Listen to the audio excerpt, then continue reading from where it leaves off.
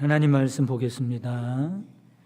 하나님 말씀은 하박국 3장 1절에서 3절까지 말씀입니다. 하박국 3장 1절에서 3절까지 말씀입니다. 봉독해 드리겠습니다. 시기 온 옷에 맞춘 선지자 하박국의 기도라.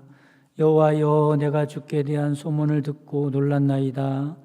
여호와여, 주는 주의 일을 이 수년 내에 부응하게 하옵소서. 이 수년 내에 나타내시옵소서. 진노 중에라도 긍휼을 잊지 마옵소서. 하나님이 대만에서부터 오시며 거룩한 자가 바란 산에서부터 오시는도다. 그의 영광이 하늘을 덮었고 그의 찬송이 세계에 가득하도다. 아멘. 할렐루야. 이 시간에는 주의 일을 보라는 제목으로 말씀을 전해드리도록 하겠습니다. 독수리는 다른 새들과 다른 새입니다. 왜냐하면 독수리는 날지 않기 때문에 그렇습니다. 모든 새는 하늘을 날기 위해서 날개를 쉬지 않고 위아래로 저어대지요. 그러나 독수리는 그렇게 하지 않습니다. 독수리는 바람이 불 때까지 다른 장소로 이동하지 않고 가만히 있습니다. 그러다가 적당한 바람이 불면 그때 바람에 몸을 맡기고 이동하지요. 독수리는 날지 않고 바람을 타고 다닙니다. 그래서 독수리는 바람을 좋아하죠. 다른 새들은 폭풍을 두려워합니다. 그러나 독수리는 폭풍을 사랑합니다. 폭풍 때문에 독수리는 다른 새들보다 더 높이, 더 멀리 날 수 있기 때문에 그렇습니다. 여러분, 부흥이라는 것이 무엇일까? 부흥은 성도들이 성령의 바람을 타는 것임을 믿으시기를 바랍니다. 이 성령의 바람이 우리 교회를 향하여 불고 있는 줄 믿으시기를 바랍니다. 이 성령의 바람이 우리의 심령을 향하여 불고 있는 줄 믿으시기를 바랍니다. 우리 교회가 다음 주부터 부흥회가 시작됩니다. 여러분, 부흥회에 많이 참석하셔서 여러분의 심령 가운데 그리고 여러분의 삶 가운데 우리 교회에 큰 성령의 바람이 부는 역사가 있기를 간절히 바랍니다.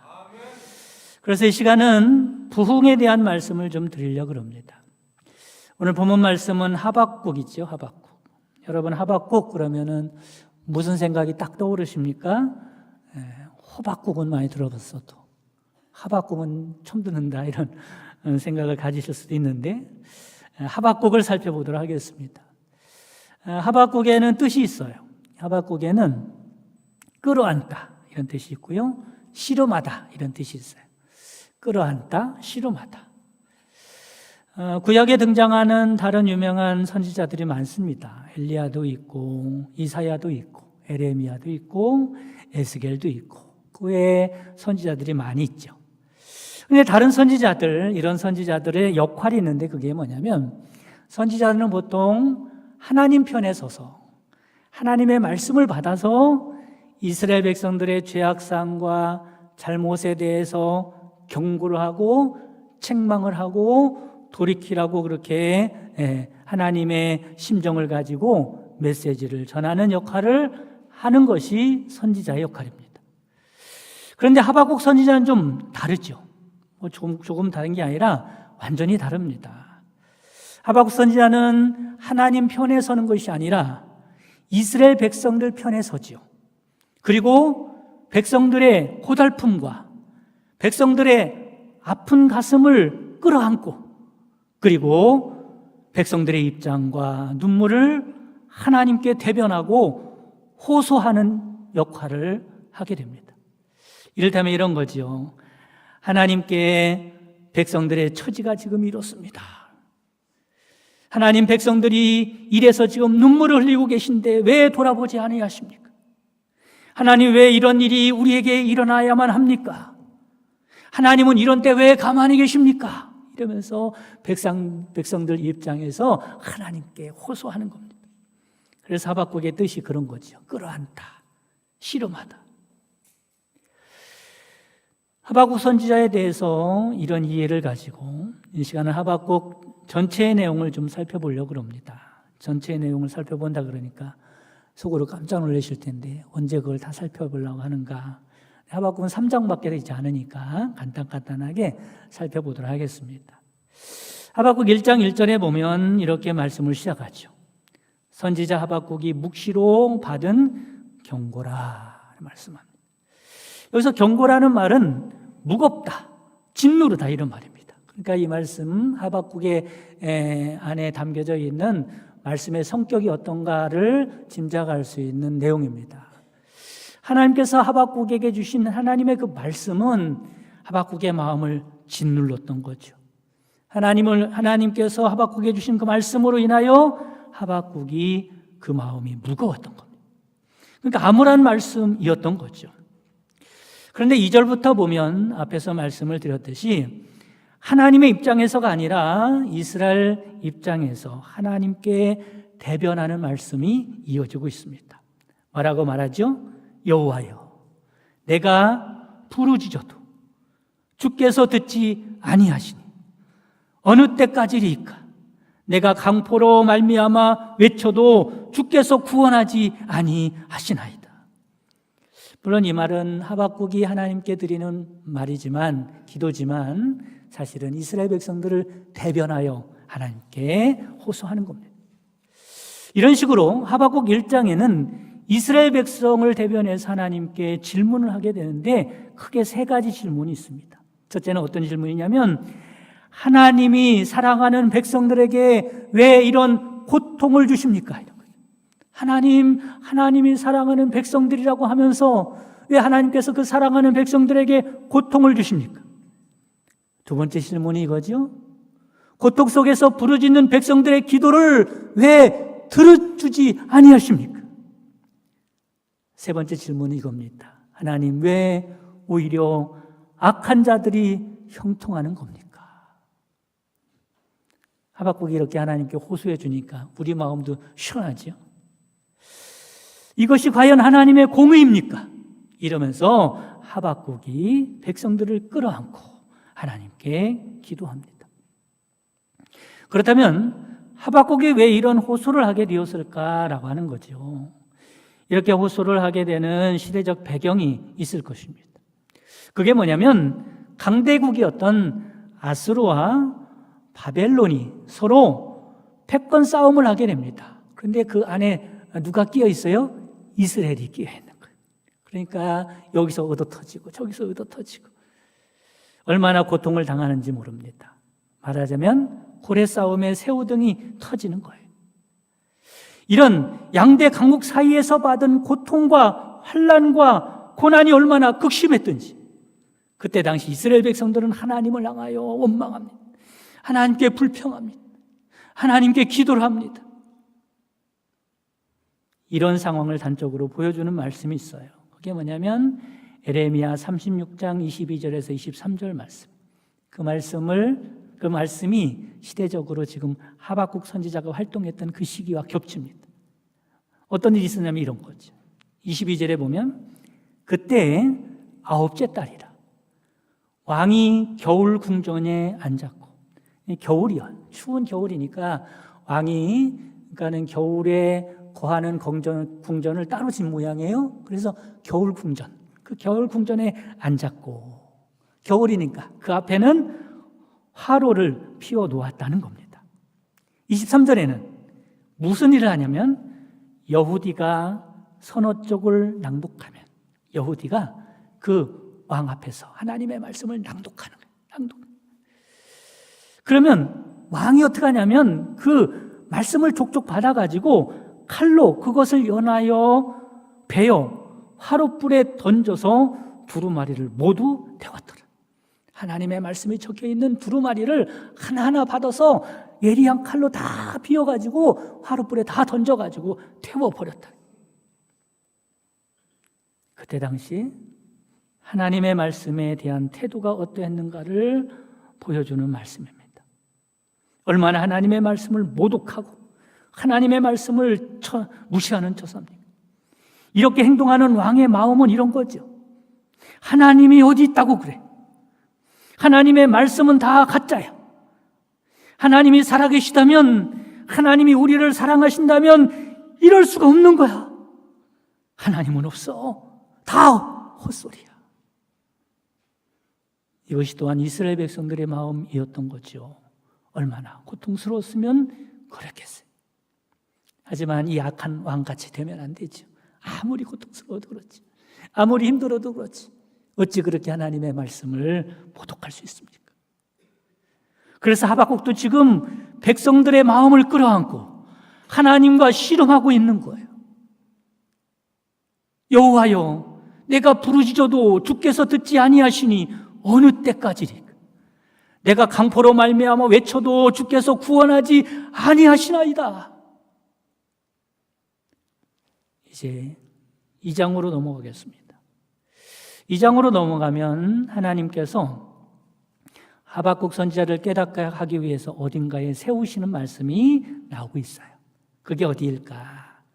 하박국 2장 1절에 보면 내가 내 파수하는 곳에 서며 성루에 서리라. 그가 내게 무엇이라 말씀하시는지를 기다리고 바라보며 나의 질문에 대하여 어떻게 대답하시는지를 보리라 하였도다. 성루에 하나님이 세우시는 겁니다. 성루에 세워서 하는 게 뭐예요? 뭐 적의 동태를 보고 감시하는 그런 일을 하는 게 아니라 하나님의 말씀을 기다린다는 거예요.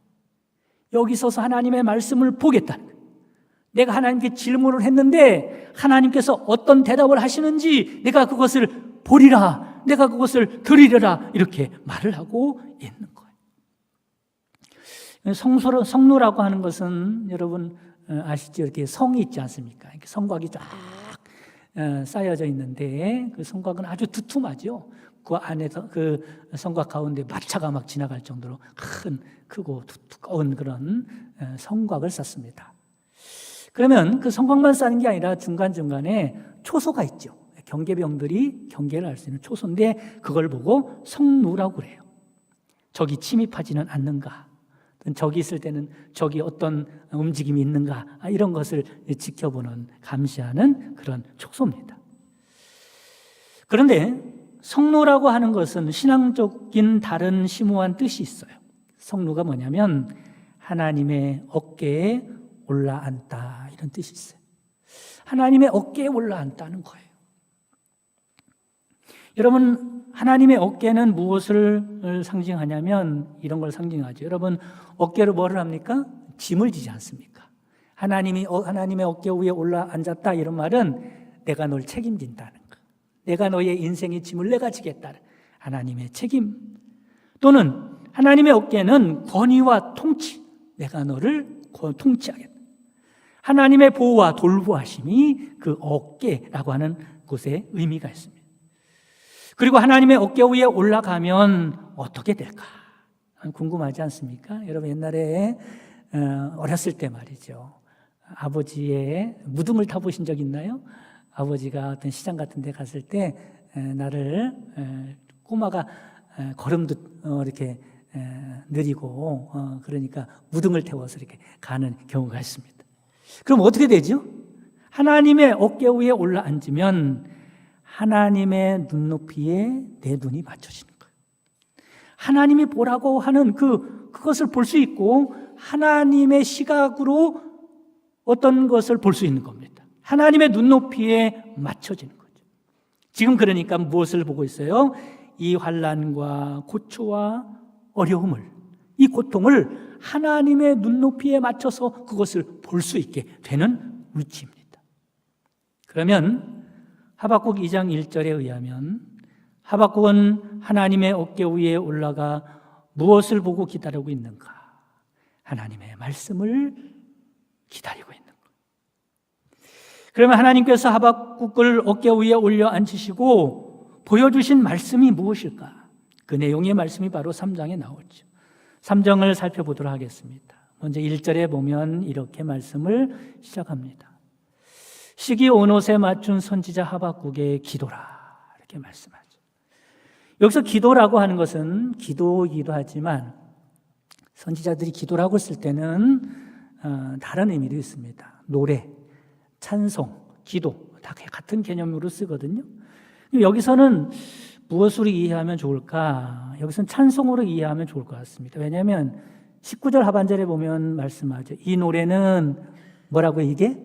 노래라는 거, 노래. 이 노래는 지휘하는 사람을 위하여 내 수금에 맞춘 것이니라. 하박국이 지금 시기 온옷에 맞춘 선지자 하박국의 노래인 거예요. 찬송이죠. 그런데 1절을 다시 보면 시기 온옷이 나옵니다. 시기 온옷에 맞춘 찬송이라 이렇게 나왔죠. 여러분, 찬송을 맞출 수 있는 게 뭐냐면 음악부호입니다. 이게 시기 온옷이라는 것은 음악부호를 말해요. 음악부호인데 그 뜻은 뭘까? 음악부호가 다 가지고 있는 의미가 있지 않습니까? 시기 온옷의 뜻은 무엇일까? 시기 온옷의 뜻은 경쾌하고 빠르게, 이런 말이죠. 지금부터 노래를 하는데 이렇게 하라는 거예요. 경쾌하게 노래하라는 거예요. 빠르게 노래하라는 겁니다. 느릿느릿하지 말라는. 그럼 우리가 생각해 볼 수 있겠죠. 시기 온옷이라고 하는 음악부에 붙은 찬송에 담겨 있는 가사는 어떤 가사일까? 어울려야 할 거 아니겠습니까? 여러분 한번 맞춰보세요. 시기 온옷이라고 하는 음악부에 맞춰진 그 찬송의 가사는 우울하고 슬픈 애가일까? 그렇진 않겠죠. 어떤 가사겠습니까? 기쁘고 희망찬 그런 가사라는 거죠. 그럼 하박국 3장의 내용이 무엇일까? 이 찬송의 가사는 실제로 어떤 내용일까라고 하는 것입니다. 하박국 3장을 크게 두 가지 내용으로 구분해 볼 수 있습니다. 첫째는 뭐냐면 하나님께서요 조국 이스라엘을 멸망시키겠다는 내용이 여기에 담겨져 있어요. 하박국 3장 16절에 보면 내가 들었으므로 내 창자가 흔들렸고 그 목소리로 말미암아 내 입술이 떨렸도다. 무리가 우리를 치러 올라오는 환난 날을 내가 기다림으로 썩이는 것이 내 뼈에 들어왔으며 내 몸은 내 처소에서 떨리는도다. 조국이 망하거든. 여러분, 조국이 패망하는 걸 보면 얼마나 가슴이 아프겠어요. 뼈가 썩는 것 같겠죠. 하박국이 1장에서 조국의 격변기에서 여러 가지 겪는 고통과 아픔에 대하여 하나님께 호소를 하지 않습니다. 하나님 왜 가만히 계세요? 왜 하나님 우리의 기도를 듣지 않으세요? 하나님 왜 지켜만 보세요? 왜 하나님 악인들이 저렇게 형통하도록 내버려 두세요? 그러면서 호소하지 않았습니다. 거기에 대한 하나님의 대답이 뭐라고요? 이스라엘은 망할 것이다. 얼마나 슬프고 절망적이고 가슴 아픈 내용입니까? 그런데 그 다음에 또 다른 내용이 있어요. 하나님께서 또 하나 보여주시는 것이 뭐냐면 이스라엘을 다시 구원해 주시겠다. 다시 회복시켜 주시겠다는 거예요. 너희들은 못해도 하나님이 싸우시겠다는, 그래서 결국에는 승리하게 하겠다라고 하는 말씀이 이 안에 담겨져 있습니다. 13절 말씀에 보면 주께서 주의 백성을 구원하시려고 기름 부음 받은 자를 구원하시려고 나오사 악인의 집에 머리를 치시며 그 기초를 바닥까지 드러내셨나이다. 이스라엘이 지금은 죄로 인하여 고통당할 수밖에 없고 결국엔 망할 수밖에 없지만, 그래서 아무런 희망이 없는 나라같이 보이지만 어떻게 하겠다는 거예요? 때가 되면 하나님께서 다시 구원하여 회복시켜 주시겠다는 말씀을 하고 있는 겁니다. 하박국이 지금 하나님의 어깨 위에 앉아 하나님의 시각으로 이 말씀을 보고 있는 겁니다. 고통과 환난을 당하고 있는 이스라엘 백성들 중에 있는 때는 그들의 눈물과 슬픔, 불평과 원망만 보였지만 이제 하나님의 어깨 위에 앉아서 하나님의 눈높이에서 고난당하는 이스라엘을 보았더니 비록 지금은 이스라엘 백성들의 죄악으로 인하여 이런 고난을 겪고 있는 상황이지만 하나님께서 이런 고난을 주시는 이유가 망하기 위함도 아니라 잘못되게 하기 위함도 아니라 오히려 고난을 통하여 이스라엘 백성들을 돌이키게 하고 다시 거룩한 백성으로 일어나게 하기 위함이라는 것을 하박국이 보고 있는 것입니다. 그러니까 그런 거죠. 현실만 본다면 이 노래는 우울한 노래죠. 얼마나 고통스러운데, 얼마나 가슴 아픈데 이 노래는 슬픈 노래에 불과할 것입니다. 그러나 하나님의 어깨에 앉아서 하나님의 눈높이에서 말씀을 통해 보니까 오히려 이 노래는 어떤 노래요? 시기 온옷에 맞춘 찬송의 노래가 어울리는 거죠. 하박국은 현실을 바라보지 않았습니다. 현실을 바라보면 자잘할 수밖에 없고, 현실을 바라보면 슬퍼할 수밖에 없고, 현실을 바라보면 낙심할 수밖에 없었지만 하박국은 현실을 바라보는 것이 아니라 무엇을 바라봤어요? 하나님의 말씀을 바라봤어요. 하나님의 말씀을 붙들었어요. 그리고 하나님께 찬송하지요. 그리고 하박국의 결론적으로 이런 찬송의 고백을 하고 있습니다. 17절, 18절 우리가 잘 아는 말씀이죠. 비록 무화과 나무가 무성하지 못하며 포도나무에 열매가 없으며 다 따갔어요. 다 훔쳐갔어요. 다 뺏어갔어요. 그래서 아무것도 없어요. 감람나무에 소출이 없어요. 밭에 먹을 것도 없어요. 우리의 양이 없으며 외양간에 소가 없을지라도. 근데 18절에 뭐라고 고백합니까? 나는 여호와로 말미암아 즐거하며 나의 구원의 하나님으로 말미암아 기뻐하리로다. 아멘. 여러분, 이것이 바로 부흥이라는 거예요. 현실은 망하고 있는 것 같이 보여도, 당장은 고달픈 삶을 살아가는 것 같아도, 지금은 별 볼 일 없는 것 같아도, 지금은 어려운 상황 가운데 있을지라도 하나님께서는 우리 믿음의 사람들이 눈앞에 펼쳐진 절망적인 상황만 바라보면서 슬퍼하고 낙심하고 좌절하면서 앉아있기를 원치 않으시는 것. 왜 그래요? 하나님이 계시잖아요.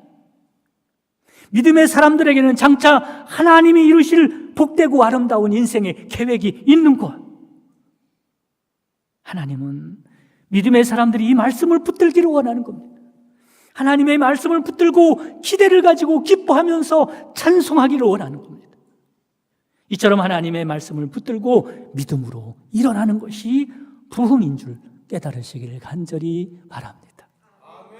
마치 독수리가 바람이 불면 날개를 펴고 그 바람을 타고 날듯이, 폭풍이 불면 그 폭풍을 타고 더욱더 높이 날듯이, 믿음의 사람들은 현실을 바라보고 살아가는 사람들이 아니라 하나님이 주시는 말씀을 붙들고 그 말씀을 바라보고 그 말씀이 이루어질 것을 기대하면서 나는 것이 바로 부흥이고 하나님이 원하시는 일인 줄 믿으시기를 간절히 바랍니다.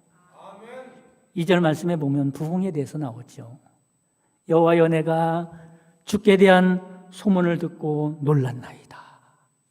하박국이 왜 놀랐는가? 주님께 대한 소문을 들었어요. 현실은 이렇지만 여호와여, 주는 주의 일을 이 수년 내에 부흥하게 하옵소서. 이 수년 내에 나타내시옵소서. 진노 중에라도 긍휼을 잊지 마옵소서. 이 말씀을 표준 세번역으로 보면 이렇습니다. 부흥에 대해서 이렇게 이야기하죠. 주님, 내가 주의 명령을 듣습니다. 주님, 주께서 하신 일을 보고 놀랐습니다. 주의 일을 우리 시대에도 새롭게 하여 주시옵소서. 이게 부흥이라는 거예요.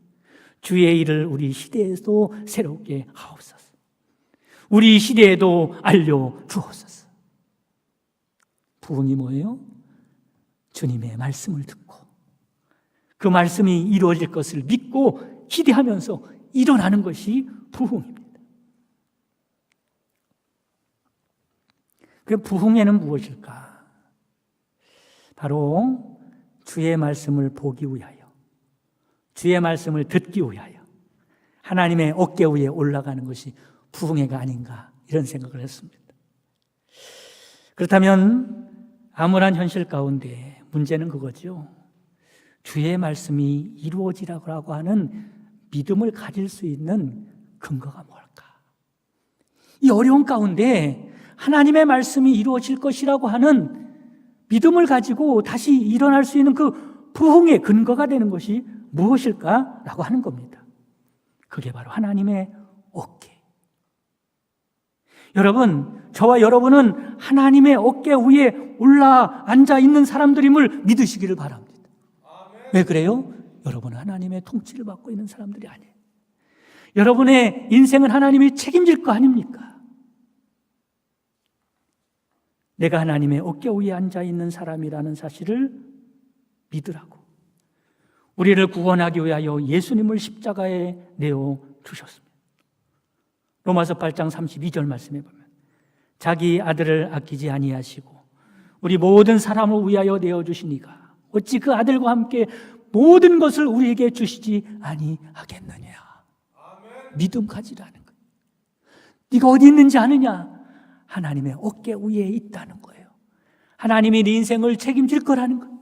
하나님이 너의 힘이 될 거라는 거예요. 하나님이 너를 대신하여 싸울 것이라는 거예요. 그러니 뭘 붙들으라는 거예요? 현실을 붙드는 것이 아니라 이 현실을 통하여 이루실 하나님의 말씀을 붙들으라는 거예요. 사랑하는 성도 여러분, 바라기는 근본 부흥회를 통해서 여러분의 심령 가운데 부흥의 역사가 불같이 일어나기를 간절히 바랍니다. 현실을 보는 것이 아니라 주님이 이루실 일을 보고 다시 일어나는 부흥이 있기를 바랍니다.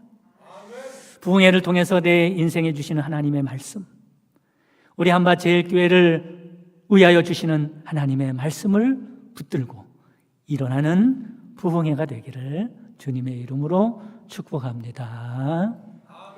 지금은 우리 주 예수 그리스도의 구속의 은총과 하나님의 크신 사랑하심과 성령님의 내주교통 충만 역사하심이 하나님의 말씀을 붙들고 부흥을 사모하는 모든 성도들 머리 위에와 그 가정과 사랑하는 자손들과 그 손으로 하는 모든 생업 위에 지금부터 영원까지 함께 계시기를 주님의 이름으로 축원하옵나이다. 아멘.